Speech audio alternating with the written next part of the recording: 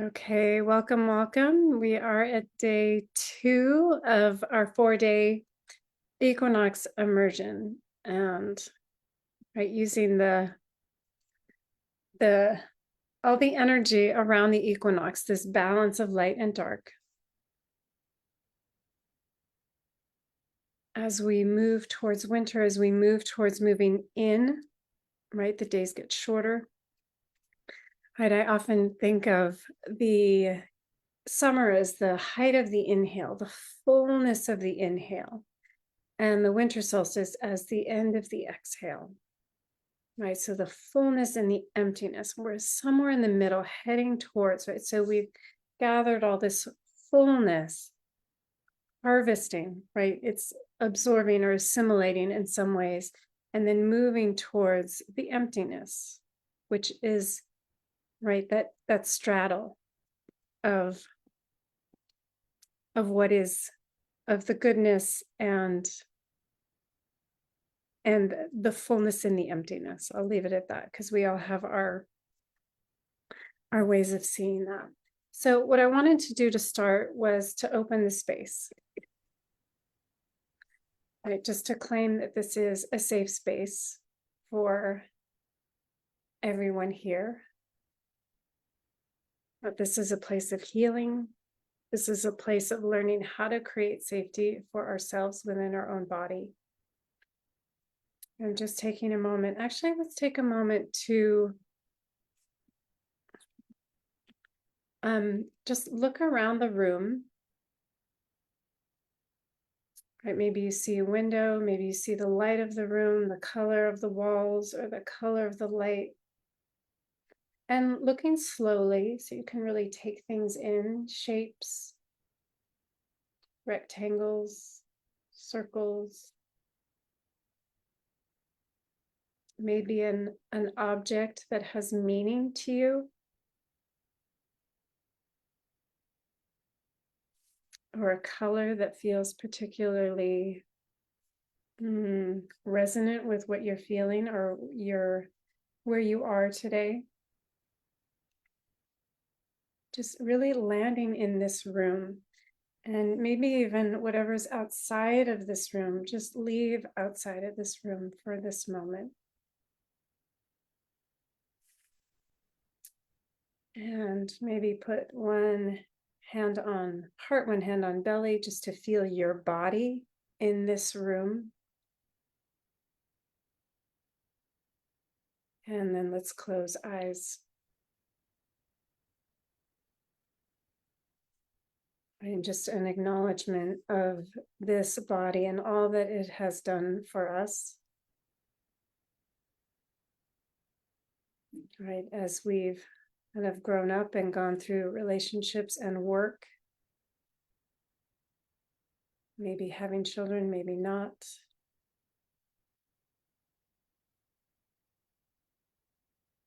But honoring this body. And honoring any support that you might feel like you need today. So maybe it's the room, maybe it's the Mother Earth beneath your structure, or the trees outside, or the birds, or the sunlight.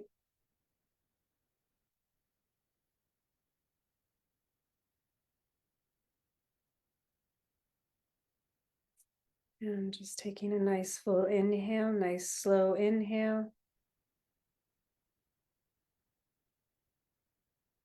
And nice slow exhale.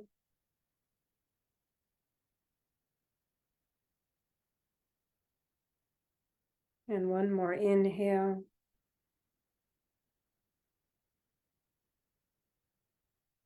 And exhale.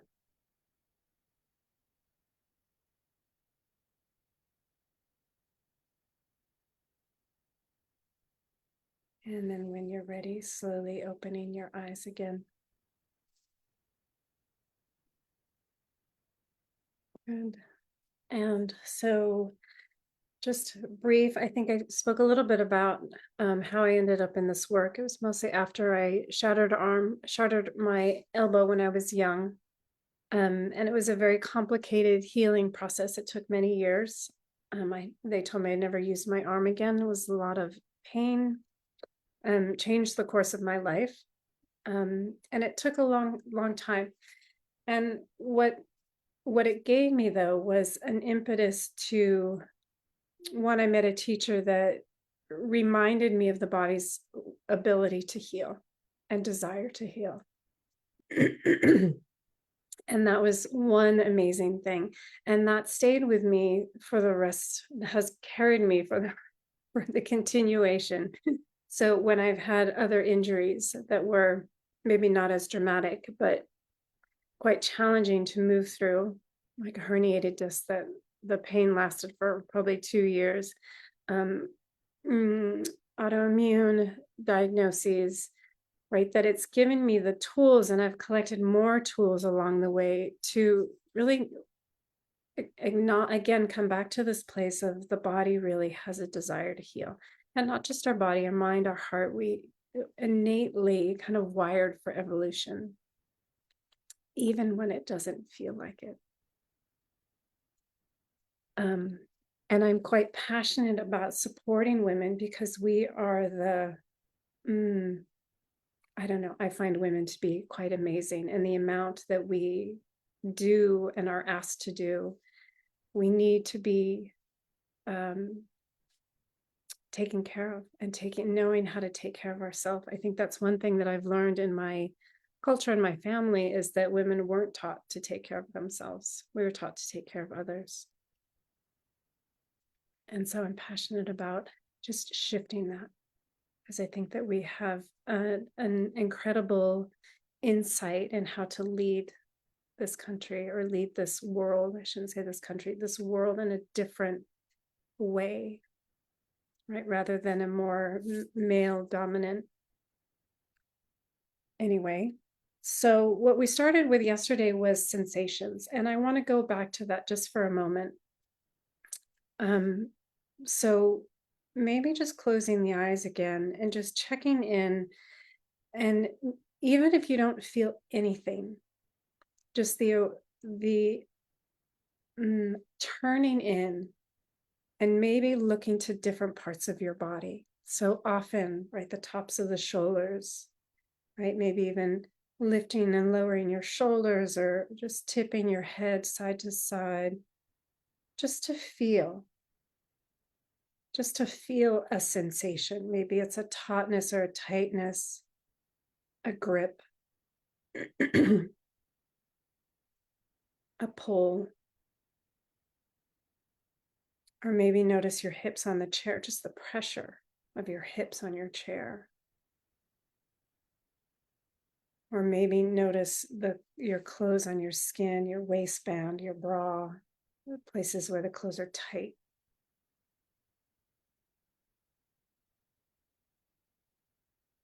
Maybe notice the temperature of the room.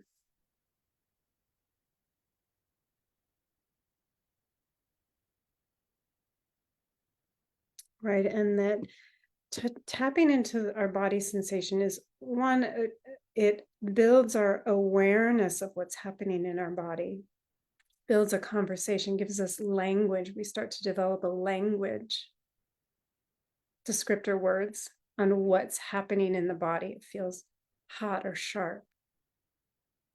And it also allows us to move beyond the sensations, right, into where is there the sensation of ease, or where is there a sensation of connection.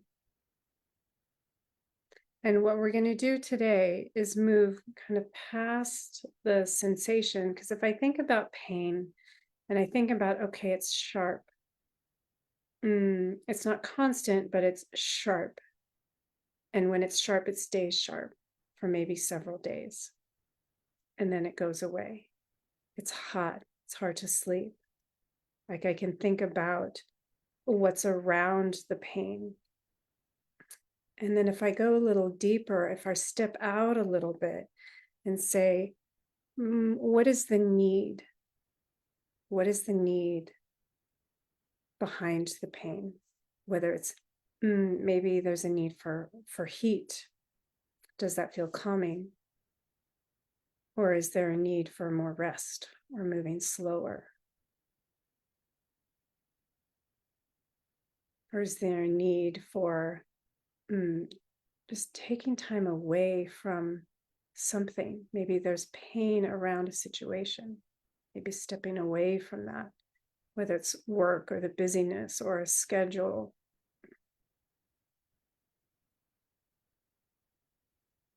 Or maybe it's a need for solitude. Or maybe it's a deeper need, a need for comfort, connection. And so I actually have, I'm going to do a little screen share because I have a couple of, and I will put these on, no, this one. So we did body sensations yesterday. And so just again, right, sometimes looking at these and going, oh, there's more than just hot, cold, sharp, tight, dense. And the one reason why I like to use it is because people come in, and again, I said this yesterday, but people come in and they're like, I'm in pain. And when I have them describe it, they're stepping back from the pain to then see what's in it, to see what it's about. Is it constant? No. Is it a level 10? No, it's actually more like a level 4, right? So it becomes, there's more reality around it rather than our emotional response. So this is another one we'll look at in a minute. Oh, where'd it go? Where's my needs? I just put it over here.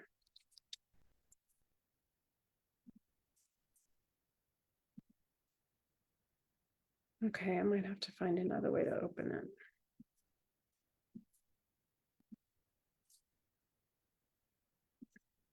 Oh, wait. Let's kind of. So the needs are,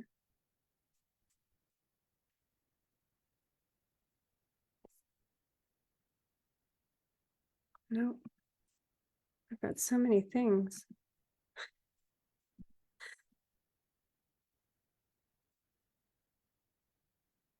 Ah, there it is.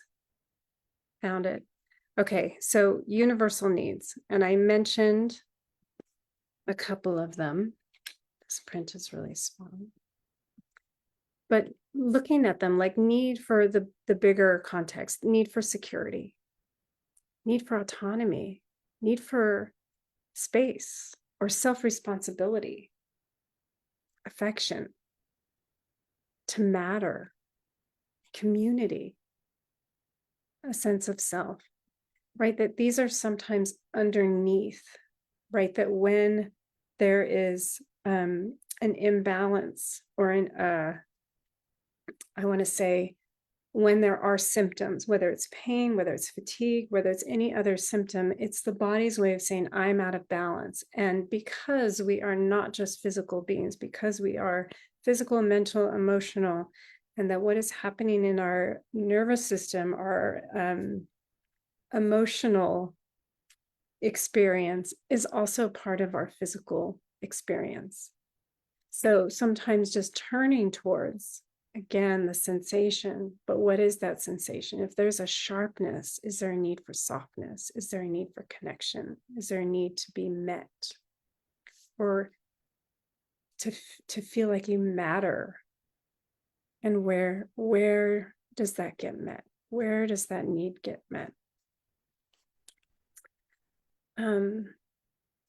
Transcendence. I love that. Faith, a need for faith, a need for hope, for inspiration, clarity. And just looking at these lists often can remind us that we don't always give credence to these needs. A need to belong, to be included, partnership. Okay, so while we're here, let's just go back and look at the other two, because I mentioned nervous system. So pain is a nervous system response, right? It is a response of the nervous system. And the nervous system, the autonomic nervous system, I guess I could start with that, is our sympathetic, parasympathetic, fight, flight, or freeze. And so this is a more complicated structure, but I bring this up for a reason because it has a lot to do with chronic issues. So our sympathetic, our fight, flight, stress, right? We're constantly, there's no tiger that's chasing us, right? So it's not like there's an emergency all the time, except for our culture tends to ask us to respond to things immediately. And things can escalate quite quickly, right? So we can get very triggered. But and that's the heightened part of fight or flight. Sympathetic is also initiatory energy. It's mobility. It's not just an emergency. It's also how we get up in the morning. We need our sympathetic nervous system to get up, to initiate new ideas, to get excited about something and follow it through. Whereas our parasympathetic is the balance for that, being able to go to sleep at night, being able to rebalance after high levels of stress, right? And regulation, this is a word you may have heard, regulation is our ability to kind of find that initiatory energy, move, and then also come back to rest. And when we spike a lot in a high stress situation, it can get harder to, the body can lose its ability to kind of downshift again. And the reason why they put dorsal vagal and ventral vagal is they're two aspects of the parasympathetic system. So dorsal vagal is an older, meaning evolutionarily, way of slowing the body down. It's a little bit more fast. It can put us right into an overwhelm, or that's when, right, there's an overwhelm, burnout, freeze, right? There's a shutdown response as opposed to a let's slow ourselves down. It's more of a shutdown. And the ventral vagal is more of a slower way of downshifting, and often downshifting through connection with other people, right? We have something intense happen. We go find somebody to connect with, to talk about it, to sit with, to regulate with, right? Something we do as mothers, right? We co-regulate our child. They get upset. They have a temper tantrum. We bring them to sit with us. They respond by coming down with us, right? It's a co-regulation thing. And it's something that we have to learn how to do for ourselves, and not so easy sometimes. So chronic conditions are when our sympathetic and our ventral, our freeze, our shutdown, our dorsovagal are both activated to their nth degree at the same time, and we can't get out of it. So it's like wired and tired, same time. Our nervous system is kind of pushing us into an emergency mode and a shutdown at the same time. Fatigue, brain fog, like all of those things come in because we're stuck in full on stop and go. That's why I brought that in, because I think it's really helpful. And then I just put this up here because it's the same thing, but in safety, when we feel safe within ourselves and within our home, within our relationship, within our work, right? That these, right, the sympathetic, there's healthy alertness, drive, focus, aggression, healthy aggression. And right, the dorsal, the older, evolutionary, right? There's sleep, wind down, sphincter release, right? We can poop. We can get aroused. right? And this is the interesting part about sympathetic, parasympathetic, right? The arousal and the climax, right? We need both. And then the social, right? That socially we can bond. There's intimacy, there's communication, there's contact. And when we're not feeling safe, there's fight rather than initiatory energy. There's fight energy or flight or avoiding. I'm good at that. And parasympathetic, again, freeze, collapse, resign. And then the more social, right? And this is one, right? Wanting to fit in, isolating within a work environment, social environment. Fawning is that, I guess it's another way of saying people pleasing, right? Getting people to like us, but it comes from a place of not feeling safe. People pleasing, right? Caring for others, but from a place where we don't feel safe. We're doing it in order to not be abandoned or rejected. Okay, so this is a lot. So I'm just going to stop and come back. Take a moment, just feel how your body responded, how your mind responded.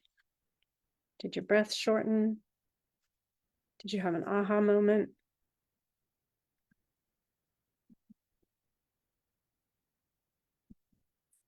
And if you did have any awareness or question, you can put that in the chat. But I just want to take a moment just to that was a lot of information.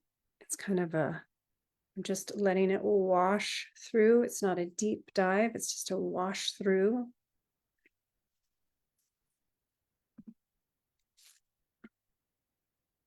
Need my glasses.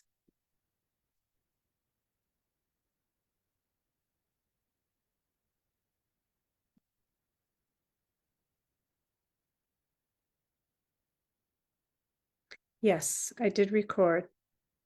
And I'm hoping you got the replay through email, but I can ask you at the end. And the replay is also in the Facebook group, and I'll make sure that you get in there. Okay.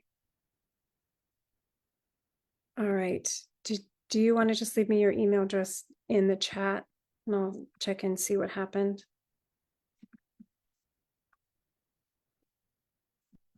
Okay, and any other questions before we move on?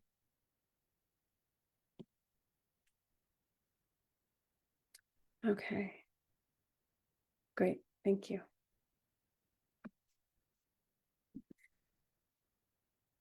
Okay, so now we're just going to play with some movement. And at this point, I like to be on the floor just because it's easier. And not always, not everybody can get on the floor easily, but it's easier than standing sometimes. Actually, let's start with standing just for a few moments, just to build awareness.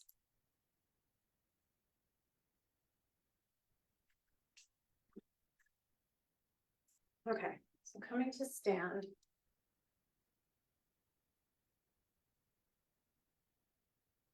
Get a little closer. And feet about 4 or 5 inches apart so you feel stable. And just notice what standing feels like. Not everybody is comfortable standing, but start to notice what that means for you. Where exactly does it feel uncomfortable if you're sensing that? And what's the quality? Is it dull, throbby, sharp, floaty? So let me go back and look at the sensations. So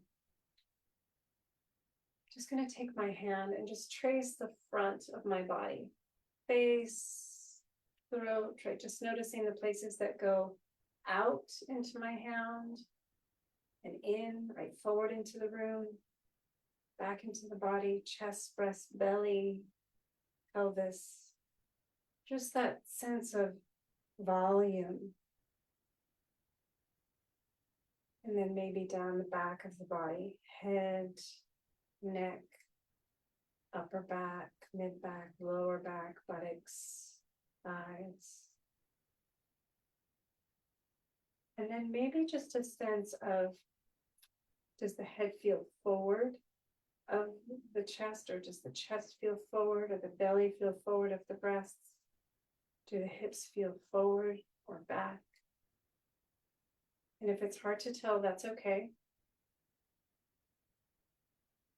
Again, maybe tracing the back of the body. So we're not always connected to the back of our body. Maybe letting your eyes look more peripherally or more diffuse rather than focused, or notice, are they focused quite clearly forward? Can you soften the gaze out? Soften it. Good. And just letting your weight, I'm just going to turn a little bit, just letting your weight shift. Well, maybe I'll start here. Letting your weight shift side, maybe just a little over one leg. Just having your weight, your shoulder over your hip, over your thigh, over your knee, over your lower leg, over your foot.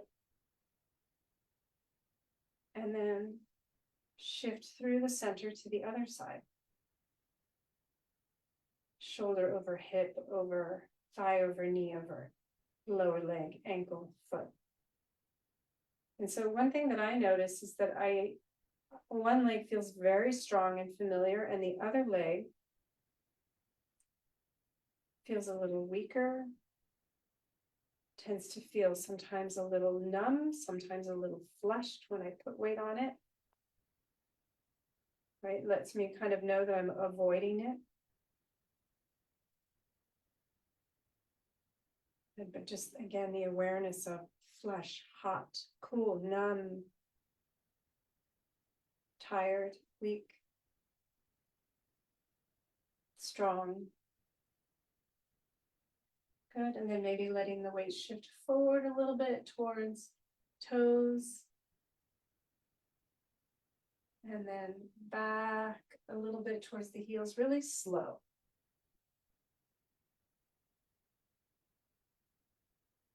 Good, and then standing in somewhat center. So you're neither forward or back, or if you can't quite feel where that is, maybe go forward and back again.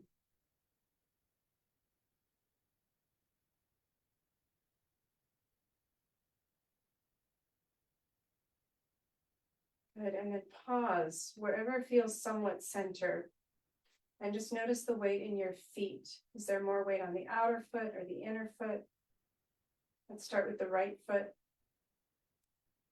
Is there more weight on your inner toes, your big toe and your second toe, or your little toes?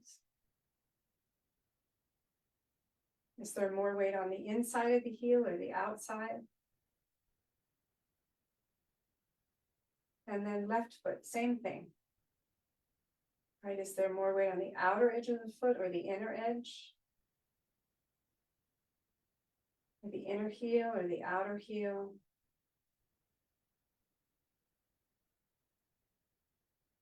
Big toe, second toe, or the little toes?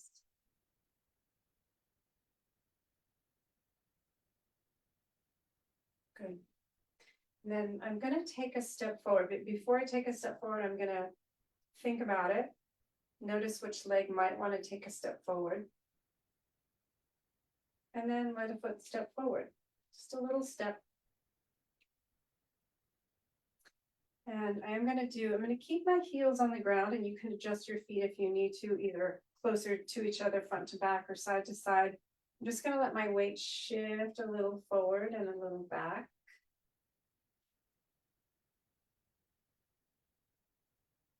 And really looking for what feels good, what feels available. You might feel like there's places that are thick that you want to push through, and maybe just less push, or just noticing the thickness of the tissue, or is it harder to move forward? Is it harder to move back? So there's less about doing it right or doing the full range of motion, and just curious about what's happening. Maybe feeling the movement in the hips, or noticing where your gaze is. Is it up? Is it down? And there's no right answer.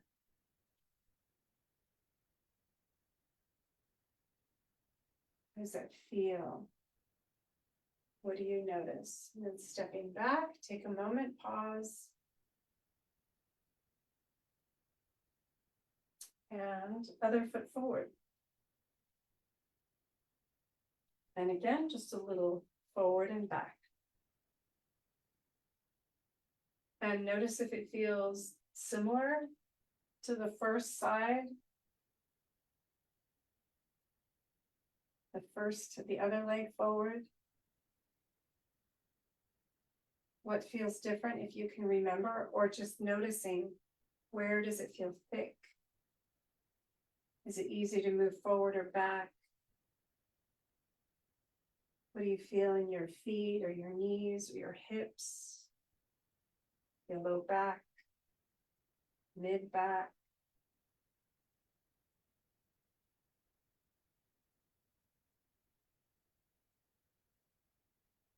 Good, last one, and just stepping back, notice. Good, let's do one more. 1 foot forward, it doesn't matter which foot. Again, it could be opposite than you did the first time. Just what's the desire in the body? And I'm going to take that front foot just a little further forward, and I'm going to let that back heel lift a little. So I'm really shifting the weight onto the front leg and then back onto the back leg. Again, you get to decide distance.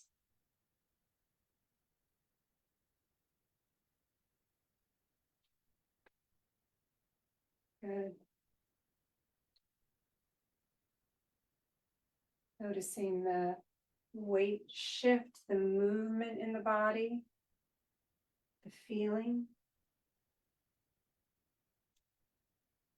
Noticing how your toes, do they squeeze together or spread apart?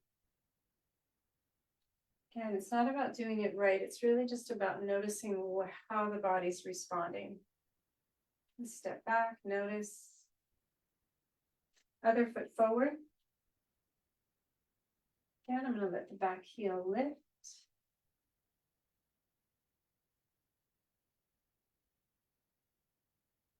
Good. Again, just noticing. Is it easier the second time? Is it easier with the heel lifting?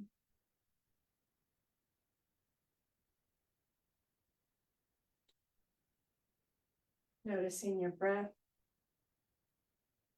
your focus.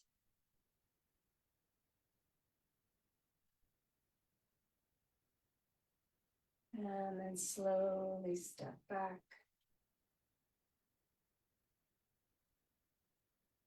Good. And then let's come down onto the floor. And you can always do it on a bed, but the bed is usually not firm enough. Camera is acting a little weird. Okay. So I'm just going to lay down, knees bent. And after standing, how does that feel? Sometimes it takes a couple moments to let everything settle, but notice the places that feel resistant. Could be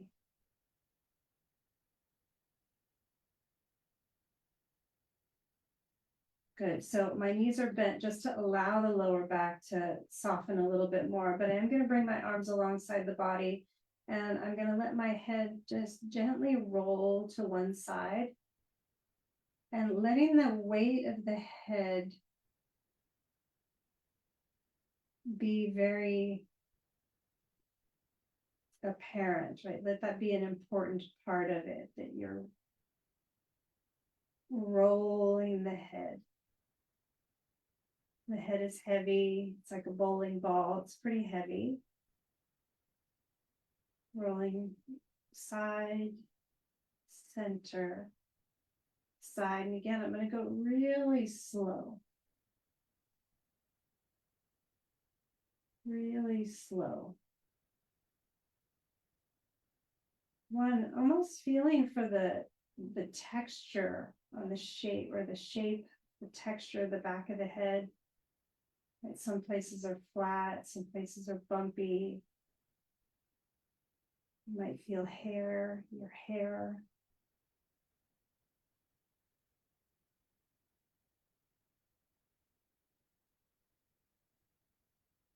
Good. Starting to notice things like maybe the neck getting softer. See if you can soften your jaw, let your teeth separate, your lips separate.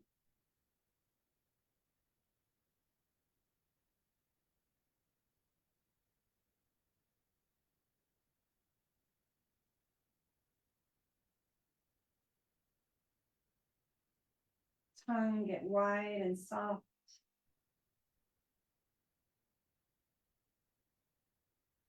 You can let your arms get heavy.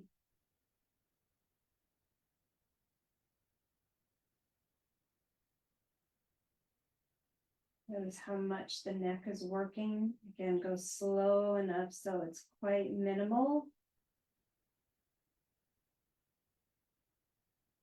And if you have limited range of motion, just honor that and move smaller movements. And then let your head settle. Shoulders settle, upper arms settle, top of shoulders, neck, throat settle.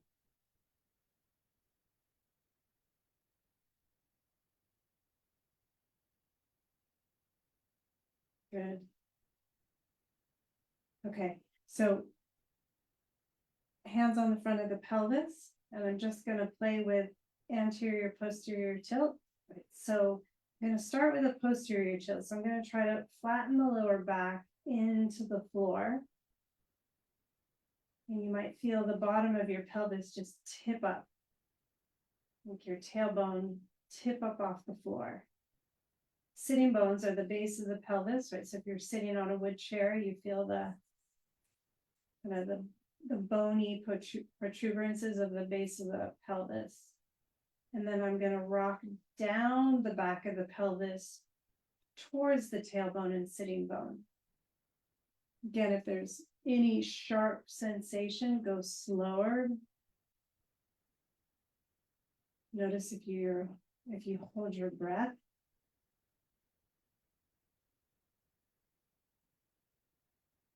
Posterior tilt. Rolling down the back of the pelvis towards the tail. Anterior tilt, a little bit of an arch. Rolling back up the back of the pelvis, posterior tilt. And anterior tilt.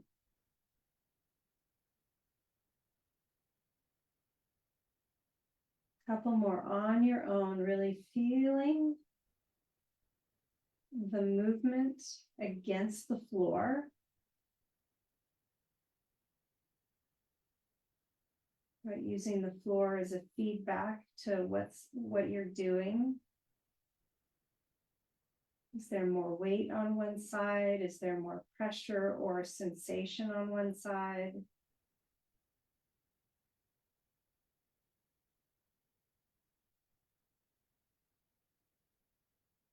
Good. Last one, or last, I'd say, breath or two.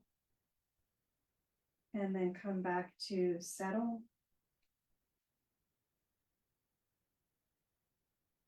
Good. What else do you notice? Maybe thoughts slowing down, maybe more awareness of what's happening in the body, or more connection to what's happening in the body. And I'm going to straighten one leg. So one leg's bent, one leg is straight. And I'm just going to roll that leg in. So toes, knee, thigh in towards the other leg, and then roll it out. And roll it in.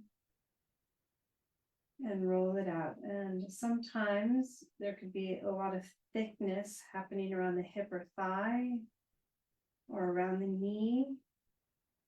Again, find the range that allows you to almost soften the leg or let the leg be heavy.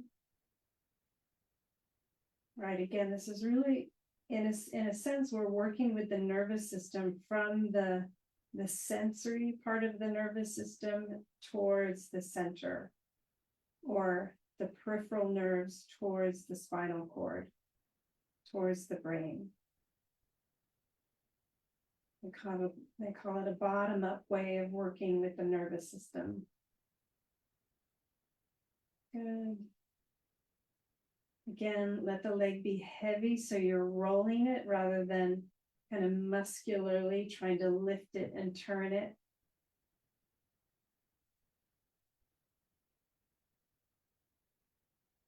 Like rolling dough. And then pause, just let that leg settle. Good, straighten the other leg. So 2 straight legs. Good, notice any sharpness, any resistance, any like one side feeling more agitated or more calm. And then let's switch legs. So just bend the leg that was previously straight and rolling.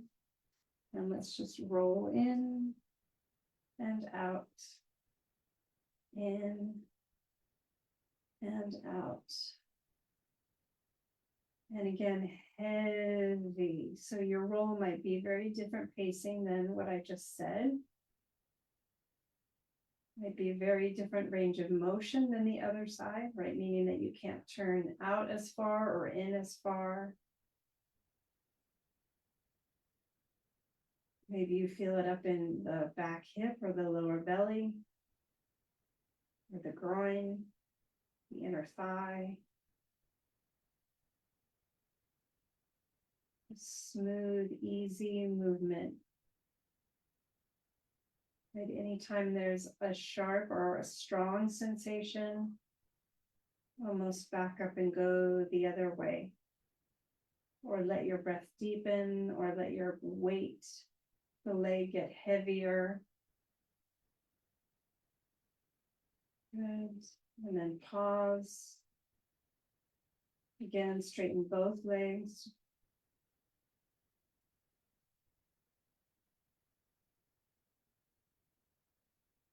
Good. Notice what's settling, what's not settling.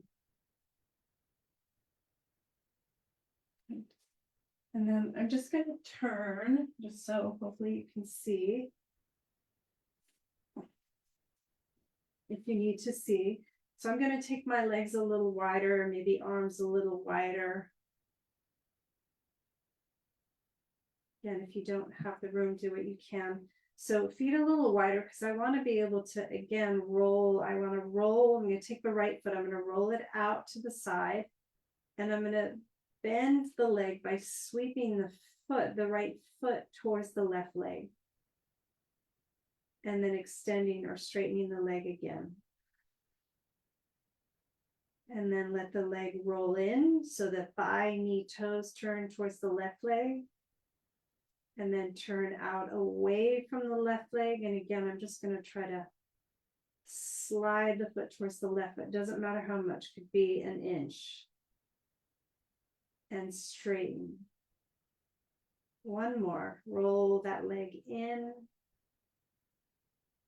Roll that leg out. Keep the leg heavy. Keep the hip heavy, the thigh heavy. And bend just a little bit. And straighten. And let it rest. Good. And I realize that can be quite a bit. That's a lot. That was a big ask. So let's actually bring the leg more neutral. So the knee and the toes more up to the ceiling. And I'm just going to play with letting the hip get heavy, letting the knee lift a little bit. Slide the foot in tiny bit. Slide it out and rest. Again, it could be a really small movement. If anything, it could be a little heaviness in the hip, a little lift of the knee, small movement of the foot. It's more about how is the body initiating, how much work is going into it. Are you gripping the jaw and holding the breath and gripping the butt? So make it smaller, make it more kind of easy on the whole system. So right hip a little heavy, right knee a little lift, foot slides in. And these really aren't strengthening exercises or even mobility exercises. They're really kind of nervous system repatterning. One more, hip heavy, knee lift, foot slide in maybe, slide out and settle. Good, let the leg rest. Good, one more like this, and again, could be quite small. So I am gonna let the leg turn in again, turn out again, and this time I'm gonna slide the knee kind of out towards the side of the room and up towards the shoulder. Again, doesn't have to be very much, could be an inch or two, and that will bend the knee. And then slide the leg down to extend the leg. So I'm initiating, first one was initiating from the foot. Second one was initiating from the knee. Third one's initiating from the thigh. So again, let's turn the leg in a little, turn it out. Slide the thigh out and up to bend the knee. And then slide down and let it straighten. One more like that. Turn in, turn out, slide the leg out and up towards the shoulder, out to the side of the room. Again, doesn't have to be a big movement, and then out and down. And let the leg settle. Let's do the other side. So I'm going to start with the middle one. I'm just going to rearrange the order a little bit. So left hip heavy. I'm going to let the knee lift a little bit. Maybe the foot slides in and slide out. Again, left hip heavy. Kind of pulls back into the floor to let the knee lift. And then slide the foot in a little bit, slide it out, let the leg straighten. And I'm just noticing this side, my back is trying to get involved, my lower back, my right hip is trying to get involved in a different way. So maybe make it smaller. Left hip heavy, left knee lifts, slowly lower, and rest. Good. And then let's do the first one. So I'm going to turn the toes in towards the right leg. Knee, toes, knee, thigh in, turn it out. And again, I'm going to try to slide the foot over to the right to bend the knee. And then slide it back out to straighten the leg and rest. Notice what all was turning on. Notice what was working. Turn the leg all the way in. Turn it out, all the way out, slide the foot to the right, just enough to bend the knee. And straighten. And this side may feel really different than the first side. Turn in, turn out, might be harder, might be easier. Sliding the foot to the right to bend the knee. And then extend, pause. Good. One more set. I'm going to turn in and turn out. Again, I'm going to let the thigh slide towards the side of the room. So I'm initiating more from the thigh to bend the knee. It's almost like a marionette, right? So turning the leg in, turning it out, slide the thigh towards the side of the room and up towards the shoulder. And then back down until the leg straightens. Last time, roll in, roll out, little slide and lift, and slide back. Good, and then let's bend the knees again. Feet on the floor. Notice. Notice what you notice. Let's do a little anterior tilt and posterior tilt. And anterior tilt. And posterior tilt. One more.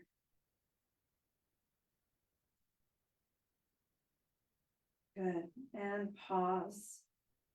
And we did this one yesterday. Let's take the arms out to the side.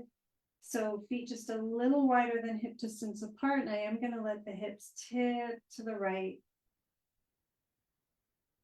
So my knees are going to tip and I'm tipping just onto the right back pocket. And center. And slowly across the back of the pelvis to the left back pocket. My head is also rolling. And center. And right back pocket.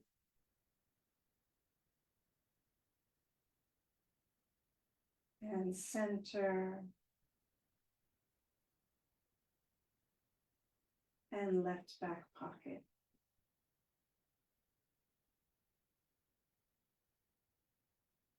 And center.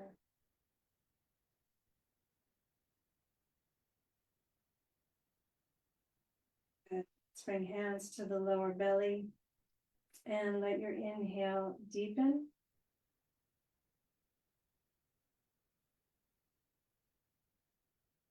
And your exhale deepen.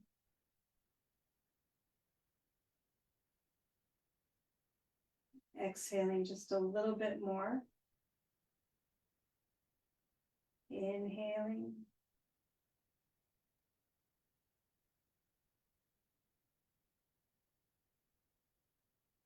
And exhaling.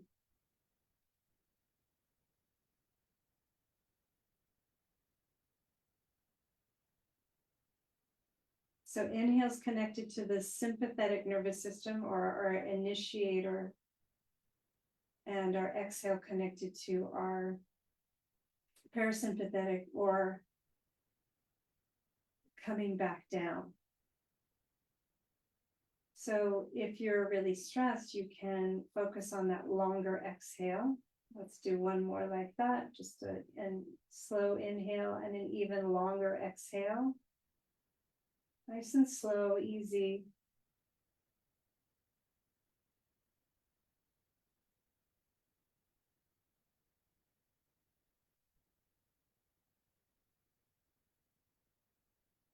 Longer exhale. One more like that. Nice, easy inhale.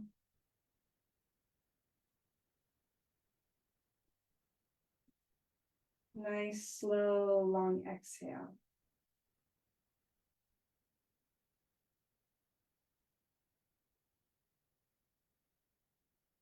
Good. And relax. Good. And let's do one where it's a long, slow inhale.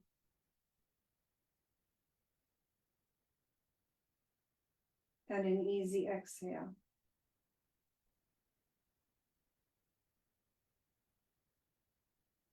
Last one like that. More emphasis on the inhale.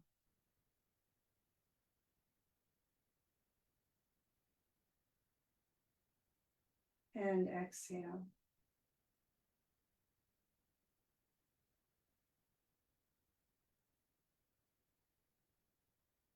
So noticing, maybe even just noticing, was it easier to inhale or exhale?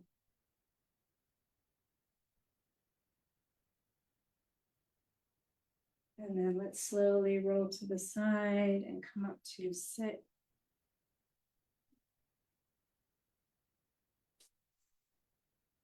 Good. Just coming back to the awareness of the room.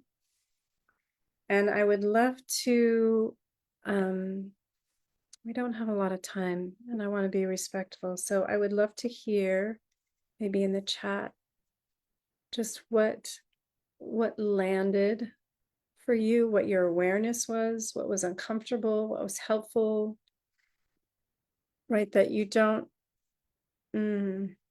that what is your experience? What was your experience? What did you notice? And again, we only have like 2 minutes, so I do want to close space, but I would love to hear. Maybe we can chat after. One hand on heart and one hand on belly, and just a little bit of rub, maybe arm, chest, just kind of acknowledging this body, right? This body that knows how to breathe, heart beats, brain works. There's an amazing amount of intelligence in our organs, our hormones, our emotions. Right? This innate ability and desire to heal, to find balance.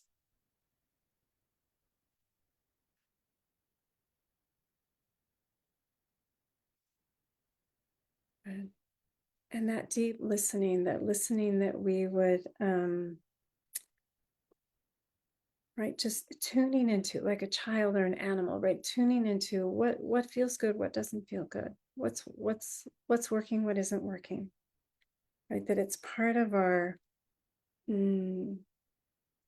gift, really, is that being able to follow the rhythms, follow the knowing, the not knowing,